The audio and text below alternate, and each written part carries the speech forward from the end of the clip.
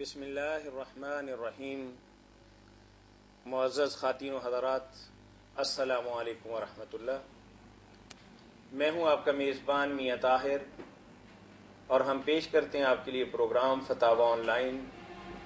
اسلامی تعلیمات اور سوال و جواب کا یہ پروگرام مرکز الحرمین الاسلامی فیصل آباد پاکستان سے گلیکسی کیبل نیٹ ورک کے ذریعے براہ راست انہی اوقات میں ہر اتوار آپ کی خدمت میں پیش کیا جاتا ہے. آپ بھی اپنے مسائل کا قرآن و سنت کی روشنی میں حل تلاش کر سکتے ہیں اور ہمیں کال کر سکتے ہیں. آپ کی فون کالز اور براہ راست پوچھے گئے سوالات کے جوابات حسب معمول معروف مذہبی اسکالر، ممتاز عالم دین، متعدد کتابوں کے مصنف و مؤلف مفتی مولانا محمد اسحاق مدظ اللہ العالی مرحمت فرماتے ہیں. کال کرنے کے لیے ہمارا ٹول فری نمبر نوٹ کر لیجئے 08001117777. ہم بتاتے چلیں کہ فتاوی آن لائن عرصہ 6 برس سے انہی اوقات میں گلیکسی کیبل نیٹ ورک کے ذریعے آپ کی خدمت میں پیش کیا جاتا ہے. جی السلام علیکم ورحمۃ اللہ. جی وعلیکم السلام. یہ فتاوی on line? G فتاوی on line ہے. اچھا، یہ آپ کے ساتھ وہ مولانا بیٹھے ہیں؟ ہاں الحمدللہ تشریف فرما ہے جی، میرے ساتھ ہی ہیں. آپ کو بھی بہت اچھا پروگرام جا رہا ہے. جی جی. تو میرا ایک کوشچن تھا. جی جی. یہ جھوٹ کے بارے میں پوچھنا تھا کہ اگر کسی کوئی آپس میں کسی کی صلح کرانی ہو تو اس سلسلے میں اگر جھوٹ بولا جائے تو کیسا؟ یعنی صلح کے حوالے سے کیا شرعی اعتبار سے تھوڑا بہت جھوٹ کی آمیزش کی گنجائش ہے؟ آپ کا یہی سوال ہے نا؟ جی بالکل. مقصد آپ کا نیک ہے، لیکن آپ یہ کہتے ہیں کہ اس ہتھیار سے کیا میں کام لے سکتا ہوں؟ یہی ہے نا بات آپ کی؟ جی جی بالکل. جی مولانا.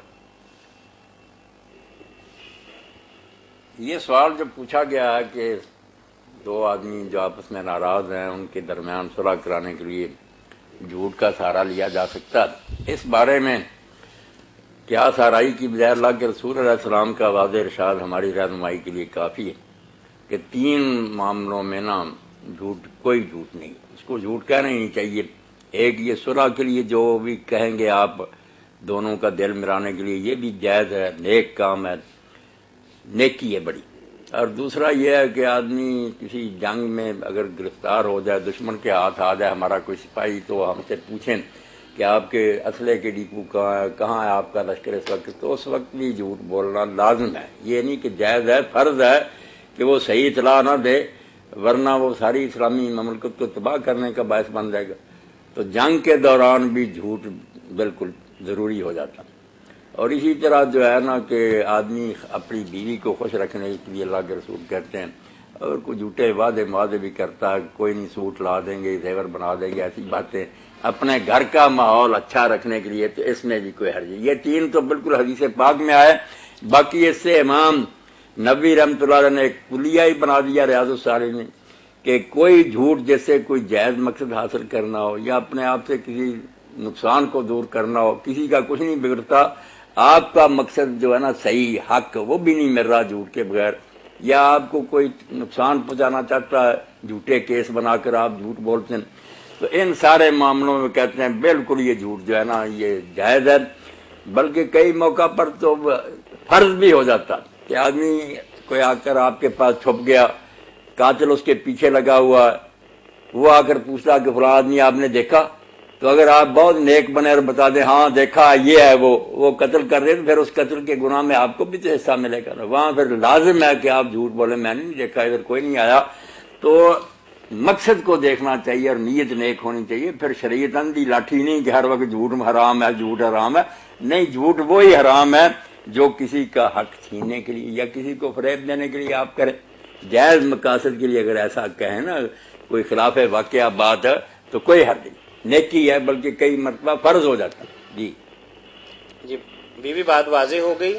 جی بہت کچھ. اچھا ایک لائن پہ رہیے گا، مولانا سے ایک رہنمائی لیں گے. مولانا چلے عام آدمی سے ہم جھوٹ بولتے ہیں تو ہمارا پھر اس سے پالا نہیں پڑتا. اگر جیسا کہ آپ نے فرمایا ہے کہ عورت کے ساتھ اپنی بیوی کے ساتھ تھوڑا بہت جھوٹ اور وعدے وعید ہو سکتے ہیں، وہ تو پھر معاف نہیں کرتی.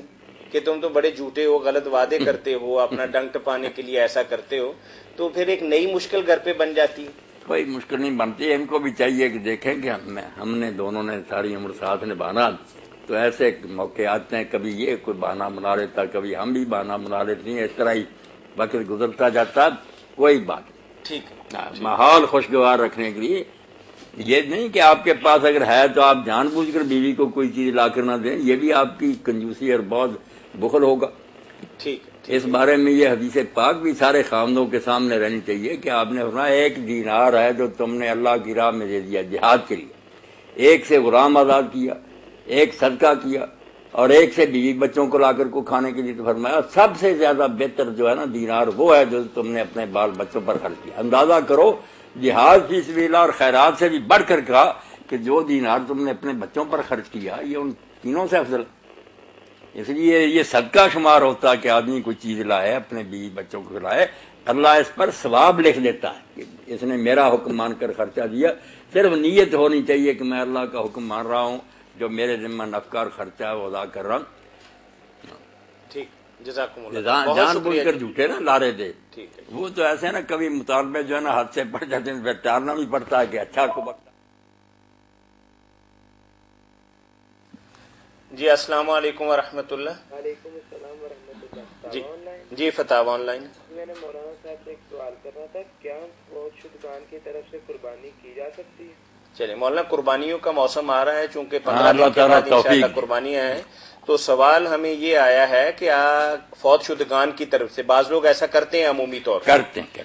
ٹھیک ہے، اور خاص طور پہ جو نئے فوت ہوئے ہوں نا ان کی طرف سے قربانی کا خاص طور پہ اہتمام کرتے ہیں کہ پہلی قربانی ہے ان کی طرف سے بھی کریں. تو کیا پوچھ رہے ہیں کہ ایسا کرنا جائز ہے؟ ایسے عالم اور نیک لوگ بھی موجود ہیں جو کہتے ہیں میت کی طرف سے قربانی کی جا سکتی ہے. ان کا حوالہ کہ حضرت علی رضی اللہ تعالیٰ عنہ 2 قربانیاں کرتے تھے. لوگوں نے پوچھا، انہوں نے کہا اللہ کے رسول علیہ السلام نے مجھے وصیت کی تھی کہ میں زندگی بھر 1 قربانی اپنی طرف سے اور 1 جناب رسول کریم علیہ السلام کی طرف سے کروں، اس لیے کرتا ہوں.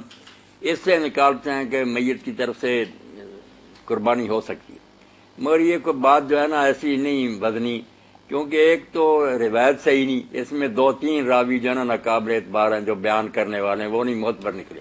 اور دوسری بات یہ کہ حضرت علی رضی اللہ عنہ نے بھی نہیں کہا کہ میت کی طرف سے قربانی ہو سکتی ہے، نہیں وصیت کا حوالہ دیا کہ حضور نے وصیت کی تھی.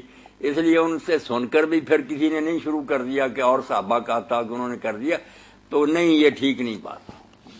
جو میت سے ہمدردی نا اس کا بہترین طریقہ وہ ہے جو عبداللہ ابن مبارک نے فرمایا کہ یہ قربانی کرتے ہو، اس میں آگے جھگڑا ہو گیا کہ یہ صدقہ ہے کہ سارے کا سارا پھر غریبوں کو دینا ہے، ثواب پہنچانا ہے، یا دوسری قربانی کی طرح کھا بھی سکتے ہو.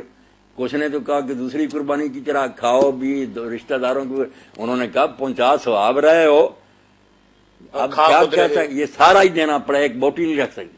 تو کہتے ہیں اس سے بہتر ہے کہ تم اس جھنجٹ میں نہ پڑو، صدقہ کر دو، جو کچھ بھی دینا چاہتے ہو پیسے اتنے اللہ کی راہ میں دے دو.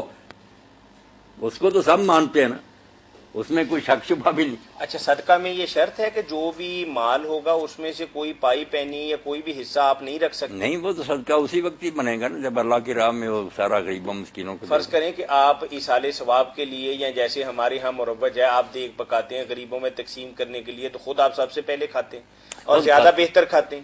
آپ بھی کھاتے ہیں، اور جو رشتہ دار ہیں سارے موٹے تازے امیر آ کر وہ کھاتے ہیں، خوب پلیٹیں بھر بھر کے اور مانگتے ہیں کہ گوشت لاؤ فلاں کرو. اسی پر رسالہ لکھا نا مولانا احمد رضا خان بریلوی رحمۃ اللہ علیہ نے، جلی الصوت لنہی الدعوۃ عن الموت. بہت زبردست رسالہ کہ میت کے گھر والوں سے جو لوگ کھانے کھاتے ہیں امیر، یہ بہت بڑا جرم کرتے ہیں. انہوں نے معاملہ ہی اٹھ دیا کہ موت سوگ کا موقع تم ان کا گھر اجاڑ رہے ہو. یہ ولیمہ ہے یا کوئی عقیقہ ہے کہ تم آ کر کھاتے ہو؟ تو دینا ہے تو غریبوں کو دے دو پھر، اگر اتنی ہمت ہے. وہ بھی تب اگر سارے وارث بالغ ہیں اپنے حصے سے دیتے ہیں. اگر کوئی بچہ یتیم ہے، آپ بھی